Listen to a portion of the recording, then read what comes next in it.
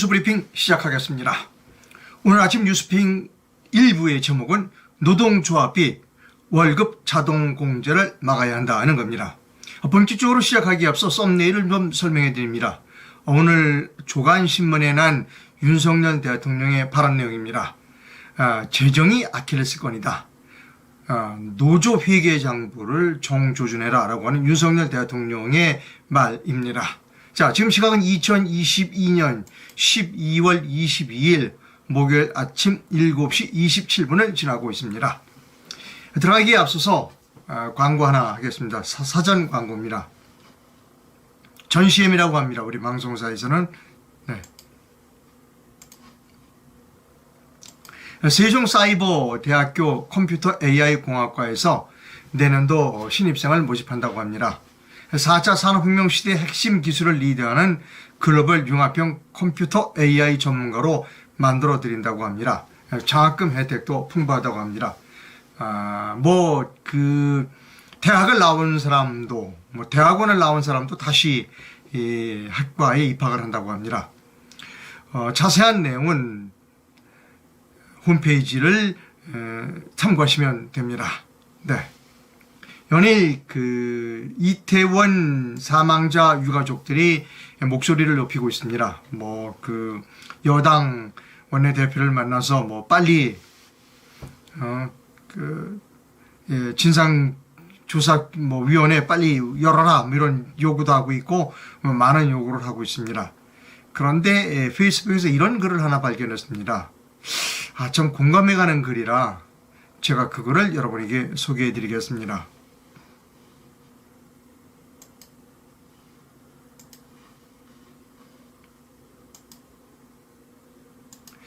이건 가정이지만, 제가 이 글을 쓰신 분의 성함은 밝히지 않겠습니다. 이건 가정이지만 만약 일본에서 이태원 사고 같은 일이 생겼다면 아마도 유가족분들은 국가와 국민에게 사과하고 고개도 들지 않았을 것 같다 라고 하는 글을 보내주신 분이 있습니다. 참 너무나 저도 그렇게 생각합니다. 일본 사람이라면 과연 어땠을까 라고 하는 생각을 하게 됩니다. 제가 이번 일요일날 일본에 갑니다. 딸이 일본에서 직장을 다니고 있습니다. 그래서 코로나 때문에 만나지도 못하고 그래서 이번 크리스마스를 맞아서 2박 3일로 일본을 갑니다.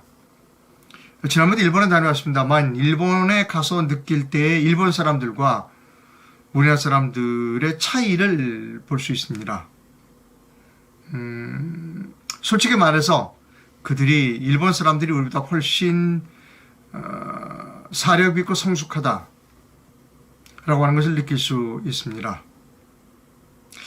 여러분 어떻게 생각하십니까? 만약 이태원 사고 같은 것이 일본에서 났다면 아마도 일본 사람들은 국민들에게 죄송합니다 라는 유가족이들이 국민들에게 죄송하다는 사과의 뜻을 발표했을 것 같다라는 생각을 저도 하고 있습니다. 여러분들은 어떻게 생각하시는지요? 자, 이제 본격적으로 오늘 뉴스 브리핑 시작합니다.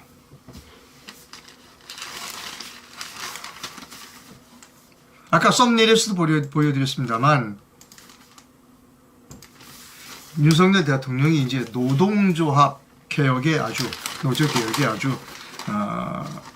열을 올리고 있습니다.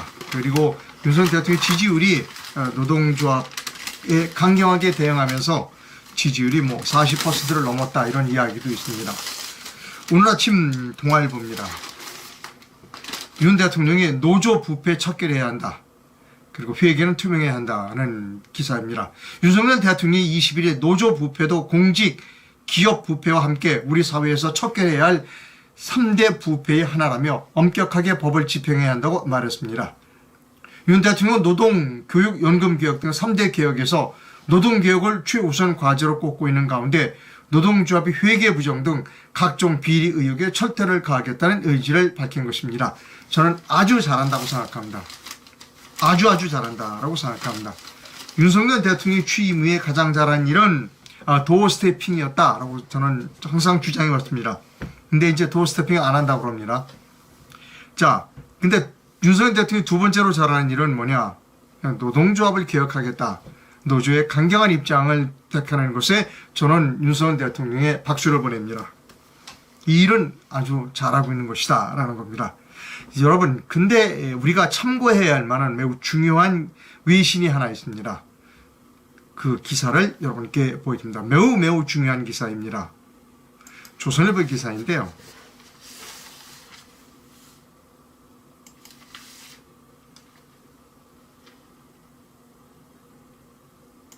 자, 존재감 거지는 미국의 디센티스, 제목은 좌파 교육 지휘기입니다. 이 기사가 너무나 중요해서 제가 천천히 읽어드리겠습니다. 2024년 미국 차기 대선에서 유력한 공화당 후보로 거론되는 론 디센티스, 44살입니다. 젊네요. 플로리다 주지사가 주 교육위원회를 보수 성향 위원들로 교체하겠다는 계획을 발표했습니다.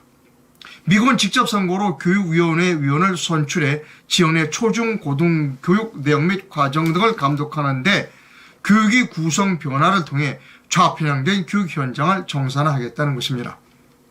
미 정가에서는 디센티스가 민주당을 상대로 문화 전쟁을 본격 전개해 보수주자의 정체성을 확고히 하리라는 시도와 관측이 나오고 있습니다. 디센티스 주사는 19일 지난달 당선된 보수 성향 교육위원들 및 위원 후보들이 모인 행사에서 이렇게 얘기했습니다. 그동안 교육위 위원들은 지역사회의 가치를 반영하지 못했다. 공화당 정책에 반대하는 일부 위원을 보수 성향 위원으로 교체할 계획이다. 그는 지난 3월 초등학생들에게 동성애 등 성정체성 교육을 금지시키는 Don't say gay, 게이를 말하지 말라. Don't say gay법을 발효시켜 보수층 지지를 끌어모았다. 미 정치 전문 매체 폴리티코는 2024년 대선에 출마하는 디센티스가 플로리다 주를 전국에서 벌어지는 문화전쟁의 최전선으로 삼은 것이라고 평가했습니다. 자, 이제부터가 진짜 중요합니다, 여러분. 제가 두 번 읽어드릴게요. 우리와 지금 매우 중요한 관계들은 매우 중요한. 지금부터 두 번을 읽어드립니다. 두 번을. 디센티스 주지사는 플로리다 교원 노동조합 활동비가 교사 월급에서 자동적으로 공제되는 것을 막겠다.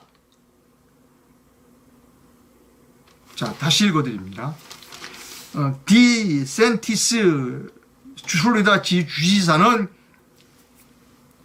플로리다 교원 노조 활동비가 교사 급여에서 자동적으로 공제되는 것을 막겠다. 여러분, 이제 제가 왜 이것을 소개하는지 알겠습니까? 우리나라 노동조합의 문제는 조합비가 자동적으로 월급에서 떨어져 나간다는 게 문제입니다. 그거 해주면 안 됩니다. 법으로 막아야 됩니다. 법으로 막아야 돼요. 노동조합이 마음에 들지는 않지만 그렇다고 내가 노동조합이다, 나 노동조합 탈퇴할래요, 이런 얘기는 겁나서 못하는 겁니다. 그런데 만약에 노동조합비를 납부를 안 하면 되잖아요. 근데 납부를 안 할 방법이 없어. 월급에서 자동적으로 떨어져 나가니까 이거 막겠다는 겁니다. 다시요. 오늘 조선일보 기사를 다시 한번 읽어드립니다. 미 디센티스 플로리다 주지사는 이렇게 말했다. 플로리다 교원 노조 활동비가 교사 급여에서 자동으로 공제되는 것을 막겠다. 이거 해야 됩니다. 우리도 이거 해야 됩니다. 우리도 노동조합비가 월급에서 자동적으로 공제되는 거, 이거 막아야 된다는 겁니다. 여기에 관련된 국내의 목소리가 있습니다. 페이스북에서 제가 찾아냈습니다. 마침 오늘 아침에 그 페이스북에서 발견했습니다. 길도형 씨가 쓴 글인데요. 빨리 읽어드립니다. 민노총이든 한국노총이든 조합원들 조합비로만 운동될 거라는 생각은 오해다. 2019년 기준 정부와 지자체의 노조 지원 것만 해도 250억 원에 이른다. 이제 쭉쭉쭉 이렇게 갑니다. 쭉쭉쭉 가서 제가 여기서 이 부분을 소개해 드리려고 그러는 겁니다. 현재 조합비는 노조에 가입되어 있으면 임금 지불 시 강제 공제하는 방식이다. 이게 노사 합의에 의한 것으로 포장됐지만 사실상 정부가 사측에 강제하고 있다는 점에서 사측은 조합비 사용 내역을 정부에 위탁하여 볼 수 있는 권한과 의무가 있다고 해야 한다. 미국이나 영국 정부가 노조 회계 내역을 해마다 해당 관청에 보고하도록 하는 것도 일반 조합원들이 낸 조합비 징수의 성격에 따른 원인이다. 솔직히 개별 근로자 조합원들이 알아서 내라고 하면 낼 사람이 얼마나 되겠는가 하는 겁니다. 바로 여기에 핵심이 있습니다. 노동조합비를 월급에서 자동적으로 공제해주는 그런 제도는 법으로 막아야 한다는 겁니다. 그래야 우리나라 노동조합이 제대로 된다 하는 겁니다. 이제 윤석열 대통령이 노동조합 회계장부를 투명하게 보자. 이런 그 주장을 또 내각에다가 지금 하고 있습니다. 민경호 의원이 그런 점에서 상당히 빨라요. 촉이 빠릅니다. 촉이라고 그럴까? 순발력이 있어요. 민경호 의원이 페이스북에 이런 글을 올렸습니다.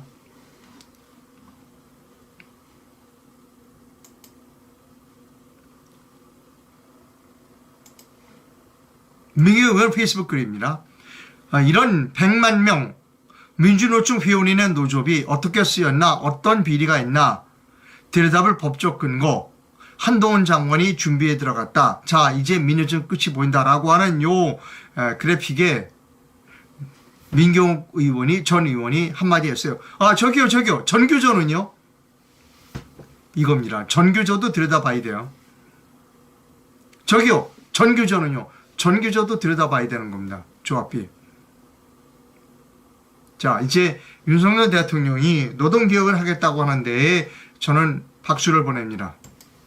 그리고 저도 노동자 위원장 출신으로서 저는 MBC의 우파 노동자 위원장이었습니다.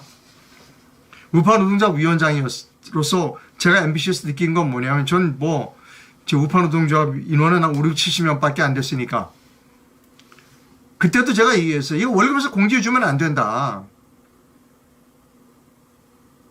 그래서 노동조합비를 월급에서 공제해주는 것, 그것부터 막아야 된다고 생각합니다.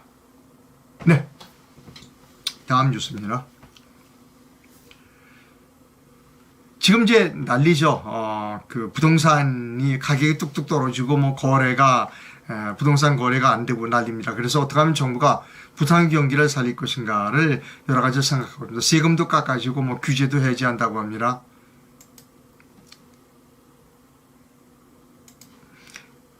매일경제신문입니다. 거래 실종 집값 급락에 서울의 강북과 경기 광명 규제 해제를 하겠다. 또 다른 뉴스는 뭐냐면 이것과 관련된 또 다른 뉴스는 부동산 경착륙을 막는다. 그래서 다주택자도 LTV 30%를 허용한다는 겁니다. 자, 여러분, 제가 부동산과 관련돼서는 여러 번 말씀드린 일이 있습니다. 예, 저는 부동산 대학원을 나왔습니다. 그리고 부동산 대학원에서 학위를 받았고, 그 다음에 제가 박사 학위도 노인주택 관련으로 박사 학위를 받았고, 예, 부동산 관련 책을 여러 권 썼습니다. 예, 파리트 파운을 하고 와서는 도시계획에 관계돼서 소설책을 썼죠. 파리트 파운의 교통정책 르포라는 책과 그 다음 민선서울특별시장이라는 소설책을 썼습니다. 그리고 서울에 돌아와서 몇 권의 부동산 관련 그리고 도시 관련 책을 썼습니다. 저는 이렇게 얘기합니다. 저는 도시 전문가입니다. 저는 부동산 전문가입니다. 라고 저는 스스로를 이야기합니다. 제가 책을 써서 매일경제신문 출판부를 찾아갔습니다. 이 책을 좀 출판해 주세요. 그랬더니 그 책 제목을 이제 출판사 사장님이 정리해 주셨어요. 고품격 부동산론이라고 해라. 그래서 제가 쓴 책, 저하고 이제 연구를 같이 하는 그 부동산 대학원의 여러 원희들이 같이 쓴 책의 제목을 고품격 부동산론입니다. 매일경제 출판부의 사장님께서, 대표께서 이 책은 다른 책과 격이 달라. 고품격이야. 그래서 고품격 부동산론이라고 책을 제목을 정해 주셨습니다. 그리고 저는 2016년 말에 대한민국을 위한 겸손한 제안이라는 책에서 여러 가지 우리나라의 도시와 부동산 문제에 대해서 제 견해를 말씀드렸습니다. 제가 우리나라 부동산 문제에 대해서 전문가입니다. 저는 자칭 전문가로서 말씀드릴 것은 이겁니다. 국가에는 커다란 산업 정책이 있어야 된다는 겁니다. 우리나라가 앞으로 먹고 살아야 되는 문제에 산업이 이끌어가야 되니까 농업으로 갈 것인가, 공업으로 갈 것인가, 또 아니면 소프트웨어 산업으로 갈 것인가, 국가의 커다란 산업 정책이 정해지고 그 뒤에 도시 정책이 정해지고 산업 정책이 먼저이고 그 다음에 도시 정책, 그 다음에 부동산 정책, 그리고 그 다음에 부동산 정책 밑에 가격 정책이라는 겁니다. 그런데 우리나라는 역대 모든 정부가 부동산의 가격, 부동산 정책만 가지고 쭈물떡거리고 그것도 부동산에서 가격 정책만 가지고 쭈물떡거렸다는 겁니다. 그러니까 하나도 이게 커다란 산업 정책, 도시 정책, 그리고 부동산 정책 이거는 다 날아가 버리고 가격에만 몰입돼서 야 가격이 올라 거기 규제해, 가격이 떨어져 거기 올려야 돼, 이런 일을 지금까지 역대 정부가 반복했다는 겁니다. 문재인 정부 마찬가지고, 그리고 원희룡 씨가 국토부 장관으로 있는 지금 이제 윤석열 정부 또한 마찬가지라는 겁니다. 그리고 역대 서울시장 다 마찬가지라는 겁니다. 박원순 시장이나 오세훈 시장이나 다를 바가 없다는 겁니다. 자, 제가 주장하는 건 뭐냐면 부동산을 바라보려면 우리나라 산업정책이 뭐냐를 먼저 결정을 하고 도시정책이 무엇인가를 결정을 하고 그 다음에 부동산 정책을 결정하고 그 다음 가격정책이 내려와야 된다는 것입니다. 그러면 우리나라의 산업정책은 뭐냐? 우리나라는 소프트웨어 산업, 4차 산업으로 가야 하는 겁니다. 그러면 어떻게 되냐? 도시가 4차 산업에 맞게 바뀌어져야 하는 겁니다. 불행하게도 4차 산업은 농업형 상태 산업이 아닙니다. 도시를 통해서 4차 산업이 구현될 수 있습니다. 자율자동차라든지 여러 가지 시스템. 그러니까 우리나라는 소프트웨어 산업으로 간다. AI를 산업 소프트웨어 산업으로 간다. 도시정책도 거기에 맞춰서 도시정책이 첨단 산업으로 도시가 만들어져야 한다. 거기에 맞춰서 부동산도 그렇게 가야 한다는 겁니다. 그럼 부동산은 어떻게 가야 되느냐? 도시가 첨단 산업으로 가기 위해서 부동산이 하늘로 올라가야 하는 겁니다. 옆으로 퍼져서는 안 되는 겁니다. 즉 신도시를 만들어서는 안 되는 것이지요. 그러니까 어떻게 내버려 두라는 겁니다. 경제 주체가 그 산업 정책에 맞춰서 스스로 참여할 수 내버려 두라는 겁니다. 어디를 규제한다 이거 하지 말라는 겁니다. 그러면 스스로 사람들이 경제성이 있다고 생각하는 서울 도심, 강북 같은 데에서 재개발을 높이 할 거라는 겁니다. 그렇게 해야 많은 기술들이 발전됩니다. 새로운 설계 기법, 새로운 공사 기법, 그 다음에 튼튼한 콘크리트 기법, 그 다음에 새로운 철강제 기법, 그 다음에 그런 커다란 도시를 운영하는 첨단 소프트웨어 기법들이 발전하는 겁니다. 그래야 우리가 먹고 살 수 있는 것이 생긴다는 겁니다. 그래야 대학에서 졸업한 수많은 고학력 인력들이 취직이 된다는 겁니다. 그것을 주택 가격만 보고 이리저리 움직이면 따로 노는 겁니다. 따로. 주택 가격 정책과 도시 정책과 산업 정책이 다 따로 노는 겁니다. 그렇게 되면 어떻게 되느냐? 취직이 안 됩니다. 이제 일자리가 창출되지 않는다는 것이죠. 왜? 일자리는 어떻게 하느냐? 어차피 우리나라는 지금 청바지 만들어서 먹고 살 수 있는 나라가 아니라는 겁니다. 우리가 가야 할 부분은 첨단 산업입니다. 첨단 산업. 설계도 첨단, 콘크리트도 첨단, 페인트도 첨단, 벽지도 첨단, 그걸 움직이는 소프트웨어도 첨단으로 가는 수밖에 없다는 겁니다. 그렇게 하기 위해서는 도시가 위로 커져야 한다는 것입니다. 도시가 저 지방으로 내려가서는 안 되는 것이지요. 신도시 만들어봐야 지금과 똑같은 형태의 아파트 형태 만들어봐야 첨단 산업은 발전하지 않는다는 겁니다. 그래서 제가 원희룡 장관에게 그리고 윤석열 대통령에 부탁하고 싶은 것은 무엇이냐? 간섭하지 말라는 겁니다. 내버려 두라는 겁니다. 내버려 두라. 저는 부동산 전문가입니다. 도시 전문가입니다. 제 자랑하려고 이렇게 말씀드린 거 아닙니다. 저는 파리에서 와서 민선 서울특별시장이라는 소설책을 써서 서울시를 다시 한번 만들어 본 사람입니다. 그리고 학위도 가지고 있습니다. 책도 여러 권 썼어요. 사람들이 저보고 이상로 기자는 부정선거만 얘기하고 비전공 분야는 말씀하지 말라라고 얘기했는데 아닙니다. 저는 도시 전문가입니다. 부동산 전문가요. 그게 우리나라가 먹고 사는 길이라니까요. 문재인 정부나 윤석열 정부나 다를 게 없다는 겁니다. 부동산 세금 몇 개 깎아주고 규제 몇 개 한다고 해서 문제가 해결되는 게 아니에요. 근본적인 문제는 산업정책 밑에 도시정책, 도시정책 밑에 부동산 정책이 있어야 되는데 가격만 보고 있다. 이것이 우리나라 도시 부동산 정책의 비극이라는 겁니다. 제가 좀 제 주장을 강하게 했습니다. 예.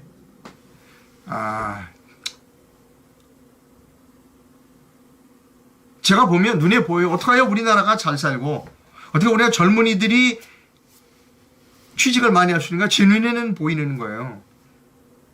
제가 요즘 그 숭실대학교에 이남현 교수님하고 돌아다니면서 소프트웨어 회사를 방문하고 있습니다. 소프트 기업을, IT 기업을 방문하고 있는데 가서 느끼는 건 뭐냐면 거기 가면 젊은이들이 많아요. 우리가 먹고 살 수 있는 건 소프트웨어 산업입니다. 첨단 산업이에요.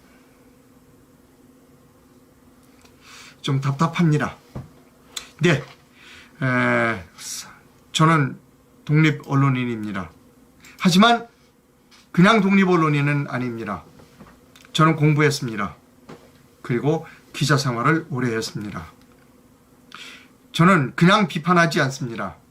뭔가 대안을 제시하면서 비판하고 있습니다. 독립 언론인인 이상로가 어디 눈치 보지 않고 올바른 소리를 할 수 있도록 최종적 후원을 부탁드립니다.